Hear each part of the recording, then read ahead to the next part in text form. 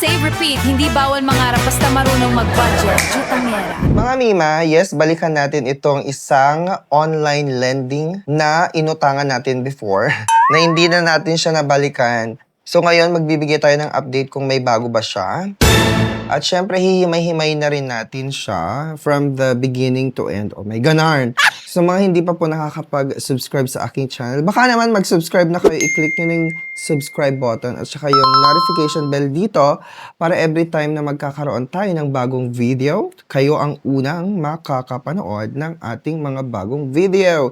Kasi dito sa channel na ito, tayo ay nagre-review ng financial products and services including loans, savings, credit cards, at mga OLA.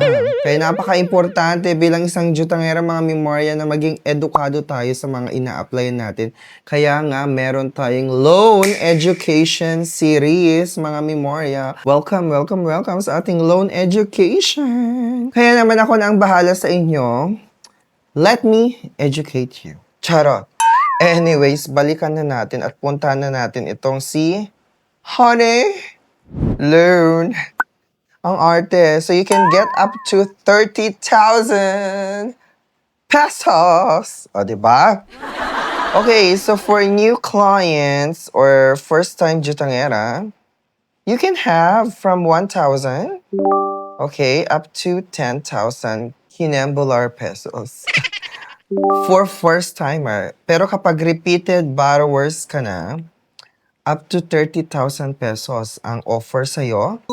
And it's going to be increased gradually. Hindi siya one-time, big-time na i-approve kayo ng 30,000 pesos. So, syempre, kailangan nyo munang magpakitang gilas sa kanya.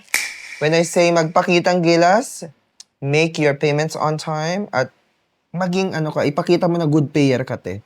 Hindi yung nalilate ka lagi. Okay, anyways, kay Honey Loan, ganito lang mag-apply. 100% online siya, no hassle. And mind nyo, itong si Honey Loan, legit siya. And of course, SEC-registered si Honey Loan. Okay, kung first time mong jutangera dito, let's say 1,000 ang iyong a-applyan or let's say 2,000, o diba? Para naman masaya tayong lahat. 2,000 muna. Okay, ang first payment date mo is August 19, 2026. Today is August 12, 2026. So, it's gonna be 7 days. Okay, 7 days payment siya for first-timer. Okay? And let's check muna the terms and key information na sinasabi niya dito. So, again, up to 30,000 pesos ang pwede mong majutang and 61 to 364 days na repayment period. So, ang kanyang interest rate ay pumapalo ng 0.4% per day. Maximum yearly is 144%. So, no hidden fees or commissions. Sabi niyang ganon. So, example, ito, ang principal amount mo is 3,000. So, meron kang loan term na 180 days or 6 months. Monthly effective interest rate is 12%. Daily cost rate is 0.4%. So, ang total interest and fees mo is 2,160. So, that's the whole 6 months na ha. And then, ang total repayment mo is going to be 5,160 pesos. Not bad. Kasi 6 months yan eh. So, monthly installment mo magiging 860 pesos. So, what are you getting? What's in it for you? Bakit si Honey Loan? Kasi nga, ang processing niya is 5 minutes lang. O 3 minutes kapag mabilis ka talagang mag-fill out ng application. And also, they work 24 hours a day without weekends daw. And the money is credited instantly to the bank or payment system of your choice. So, 24/7 siyang nagtratrabaho para sa inyo. And of course, secure and responsible lending. We believe in responsible borrowing. Every application undergoes a secure credit check to ensure we provide a loan amount and repayment plan that truly fits your current lifestyle and budget. Sabi niya, quick and simple siya kasi nga, only one ID ang kailangan ni Honey Loan. Okay, so paano yan? Kasi since meron na akong application sa kanya, or meron na akong existing account sa kanya, magla-login na lang ako para maipakita ko sa inyo. And take note ha, si Honey Loan mga te ay SEC-registered. Of course, wala tayong question dyan. Kaya naman, magla-login na ako. So magsa-sign in ako dito since may account na ako. Okay? Confirm your phone number using SMS. Proceed lang. Tapos mag-ask na siya ng code or OTP. Alright. So, 4 na steps lang ito ha. Mag-ask lang siya ng personal information, basic details, first name, middle name, last name, gender, and email. Tapos yung date of birth mo. Ay, kaloka. So, wala daw offer sa akin sa ngayon. Currently, we have no offers for you but our customer support team is happy to help you out. Sabi niya ganun. Back to home. Kasi nga, dati kasi, nagkaroon ako ng offer pero hindi ko siya tinanggap. Kaya siguro, binawi na. Charot.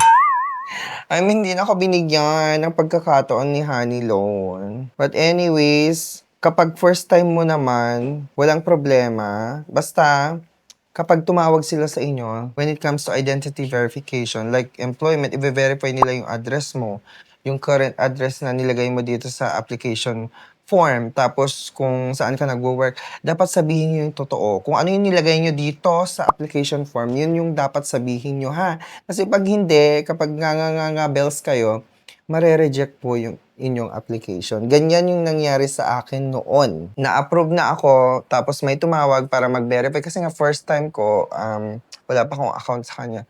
Ano nangyari yun nga, nagkamali ako ng binigay na address. So, ayun, na-reject. Si Akla. But anyway, sa mga interesadong mag-apply kay Honeylo, napakabilis lang naman ng approval nito. Basta, you take my advice, di ba? Na huwag kayo magsisinungaling. Sabihin niyo yung totoo, ilagay niyo yung totoo dyan kapag nag-apply na kayo. And then, kapag may tumawag sa inyo, then confirm niyo lang yung mga information na hinihingi nila. And then, by all means, di ba, i-approve ka kung talagang maganda ang credit history mo, mga memorya. So, mga interesado, check nyo yung description ng video na i-take. Click nyo lang yung nasa description or comment section ng video na i-take para ma-direct na agad kayo dun sa application process. And of course, bago kayo mag-apply, be a responsible jutangera. Know the terms and conditions and everything. Do your own research bago mag-apply. Maraming salamat. Till our next video. Babush! Honey Learn! Honey Learn. Sayang naman at hindi pa ako na-approve. Pero ang ano nito ang higpit nitong magnetic phone holder ni Ulanzi grabe. Ang higpit niya. Magnetic kasi siya, tapos super duper suction yung atake niya. Kung gusto mo ng tips at impormasyon, Team Marcos ang laging may paalala at loan education. Madam Jutangera, wow! Hindi lahat ng gusto kailangan agad. Be a responsible Jutangera.